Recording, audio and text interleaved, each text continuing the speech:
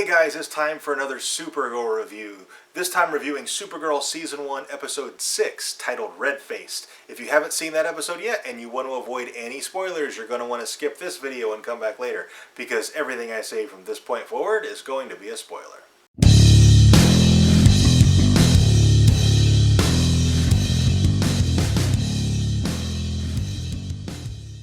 Okay, I really enjoyed last night's episode. Although I have read a lot of blogs today and various complaints, the main one being that the villain of the week, Red Tornado, just didn't look very good. It looked kind of cheap, like they didn't spend enough money on it. They just didn't have the budget to do a really cool looking Red Tornado, and I can kind of understand that. But on the other side, Supergirl tends to be a more lighthearted, not kind of cheesy, but not too cheesy, and so the fact that the Red Tornado android just didn't look super cool, I'm okay with that because it kind of fits with the overall vibe of the show.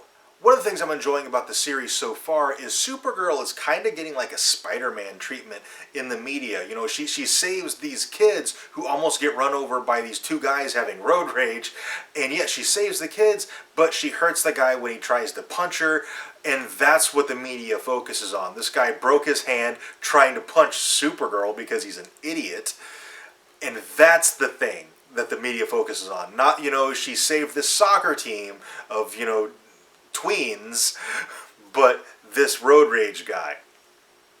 So she's just not getting a fair shake from the media, a lot like Spider-Man doesn't in the Marvel Universe. But my favorite thing about this episode, and I mentioned it in a Supergirl review earlier, that there's a lot of debate within, you know, Superman comics and also among fans is, you know, who would win in a throwdown fight between Supergirl and Superman. And it's kind of debated that she might be actually more powerful than Superman because she doesn't hold back, and he does. So in a head-to-head, knockdown, drag-out fight, Supergirl might win because he would hold back and she wouldn't. And they kind of played with that a little bit in this episode, which I thought was really cool. The military enlists her to help them test out, do a field test of the Red Tornado android.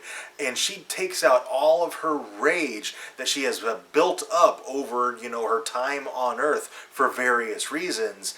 And she breaks the android and he goes rogue. Of course, it turns out later that he didn't actually really go rogue. His controller was actually doing this whole thing. But just the fact that she broke the android and the military scrapped the project because she didn't hold back. I like that they're playing around with that. I hope to see more of that.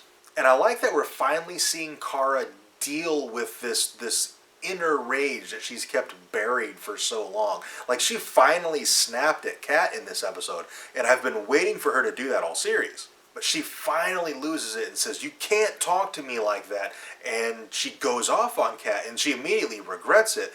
But Kat, you know, takes her out to eat, and they have another bonding moment. And I'm really liking the relationship now between Kat and Kara, this kind of mentor kind of relationship that's going on. And we met Kat's mom in this episode, and that gave us a lot of insight into why Kat is the way she is. The fact that her mom tries to build herself up by tearing her daughter down. She is the worst person in the world. And General Lane, Lucy Lane's dad, isn't much better. He's right on par with Kat's mom. Seeing the different dynamics between Lucy's dad and Kat's mom, and they're both awful parents with totally different styles, different extremes.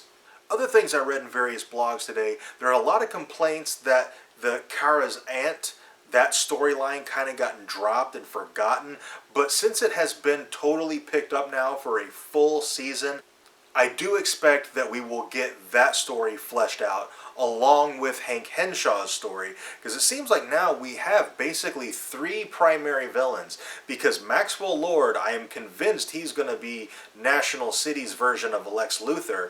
I'm not sure what kind of history Maxwell Lord has as far as the comic book goes.